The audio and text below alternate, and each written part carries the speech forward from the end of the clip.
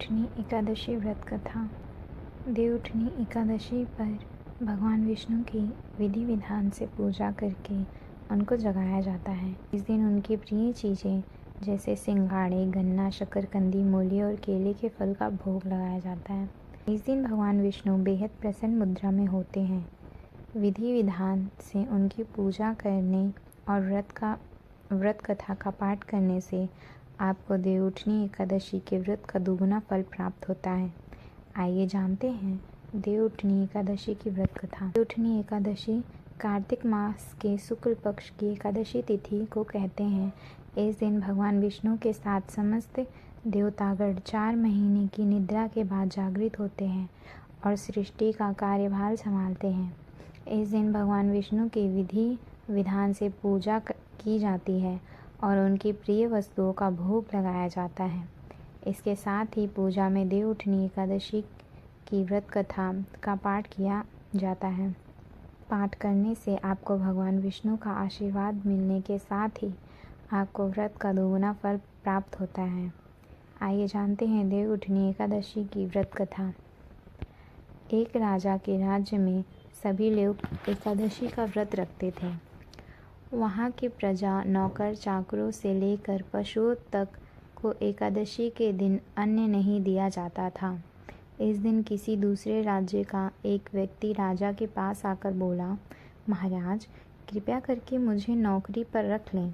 तब राजा ने उसके सामने एक शर्त रखी कि ठीक है, रख लेते हैं, लेकिन रोज़ तो तुम्हें खाने को सब कुछ मिलेगा, पर एकादशी को अन्न नहीं मिलेगा। उस व्यक्ति ने उस समय हाँ कर ली, पर एकादशी के दिन जब उसे फलाहार का सामान दिया गया तो वह राजा के सामने जाकर गिड़गिड़ाने लगा, महाराज, इससे मेरा पेट नहीं भरेगा, मैं भूखा ही मर जाऊंगा, मुझे खाने के लिए अन्न दे दो। राजा ने उसे शर्त की बात याद दिलाई, फिर भी वह अपनी बात पर अड़ा रहा और अन्न छोड़ने को राज़ी नहीं हुआ। तब राजा ने उसे आटा, दाल, चावल आदि दिया। वह नित्य की तरह नदी पर पहुंचा और स्नान कर भोजन पकाने लगा। जब भोजन बन गया तो वह भगवान को बुलाने लगा और भगवान, भोजन तैयार है। उसके बुलाने पर पीताम्बर धारण किए भगवान चतुर्भुज रूप में आ पहुँचे और प्रेम से उसके साथ भोजन करने लगे। भोजन आदि करके भगवान अंतर्ध्यान हो गए। तब वह अपने काम पर चला गया। 15 दिन बाद अगली एकादशी को वह राजा से कहने लगा कि महाराज, मुझे दोगुना सामान दीजिए। उस दिन तो मैं भूखा ही रह गया। राजा ने कारण पूछा तो उसने बताया कि हमारे साथ भगवान भी खाते हैं, इसीलिए हम दोनों के लिए ये सामान पूरा नहीं होता। यह सुनकर राजा को बड़ा आश्चर्य हुआ। वह बोला, मैं नहीं मान सकता कि भगवान तुम्हारे साथ खाते हैं। मैं तो इतना व्रत रखता हूँ, पूजा करता हूँ, पर भगवान ने मुझे कभी दर्शन नहीं दिए। राजा की बात सुनकर वह बोला, महाराज, यदि विश्वास ना हो तो साथ चलकर देख लें। राजा एक पेड़ के पीछे छिपकर बैठ गया। उस व्यक्ति ने हर रोज़ की तरह भोजन बनाया और भगवान को शाम तक पुकारता रहा, फिर भी भगवान ना आए। अतः अंत में उसने कहा, हे भगवान, यदि आप नहीं आए तो मैं नदी में कूदकर प्राण त्याग दूंगा।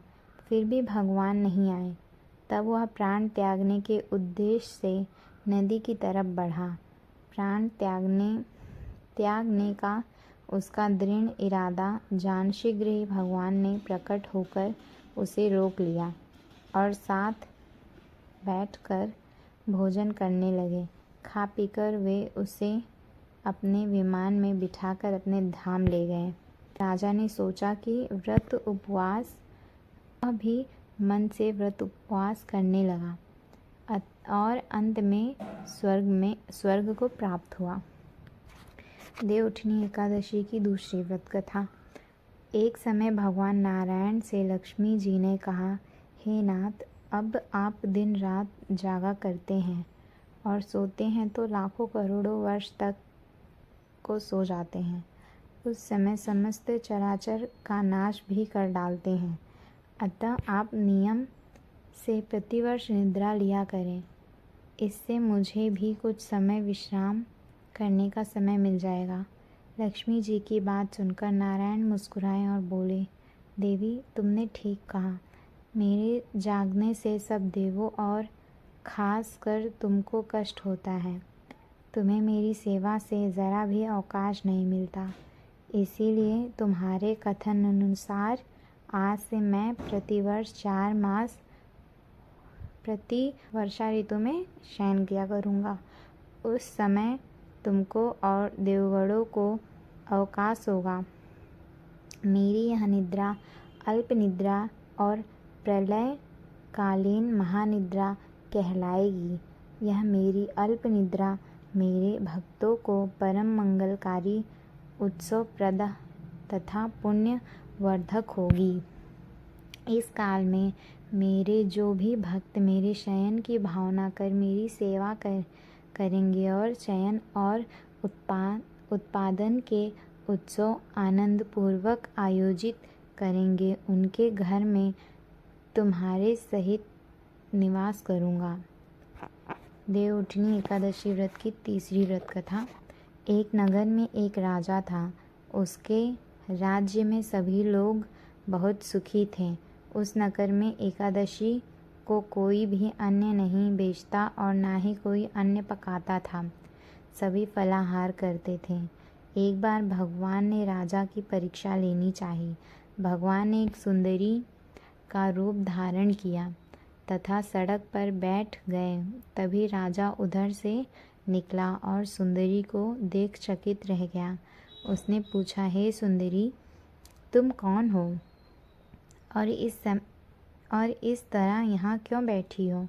तब सुंदर स्त्री बने भगवान बोले, मैं निराश्रित हूँ। नगर में मेरा कोई जाना पहचाना नहीं है। किससे सहायता मांगी? राजा उसके रूप पर मोहित हो गए और बोले, तुम मेरे महल में चलकर मेरी रानी बनकर रहो। सुंदरी बोली, मैं तुम्हारे बात मानूंगी, पर तुम्हें राज्य का अधिकार मुझे सौंप। मैं जो भी बनाऊंगी तुम्हें खाना होगा। राजा उसके रूप पर मोहित था, अतः उसकी सभी शर्तें स्वीकार कर ली। अगले दिन एकादशी थी। रानी ने हुक्म दिया कि बाजारों में अन्य दिनों की तरह अन्न बेचा जाए। उसने घर में मांस मछली आदि पकवाए और परोस कर राजा से खाने के लिए कहा। यह देखकर राजा बोला, रानी, आज एकादशी है, मैं तो केवल फलाहार ही करूँगा। तब रानी ने शर्त की याद दिलाई और बोली, या तो खाना खाओ, नहीं तो मैं बड़े राजकुमार का सिर काट दूंगी। राजा ने अपनी स्थिति बड़ी रानी से कही तो बड़ी रानी बोली, महाराज, धर्म न छोड़ें, बड़े राजकुमार का सिर दे दें। पुत्र तो फिर मिल जाएगा पर धर्म नहीं मिलेगा। इसी दौरान बड़ा राजकुमार खेलकर आ गया। माँ की आंखों में आंसू देखकर वह रोने का कारण पूछने लगा, तो माँ ने उसे सारी बात बता दी।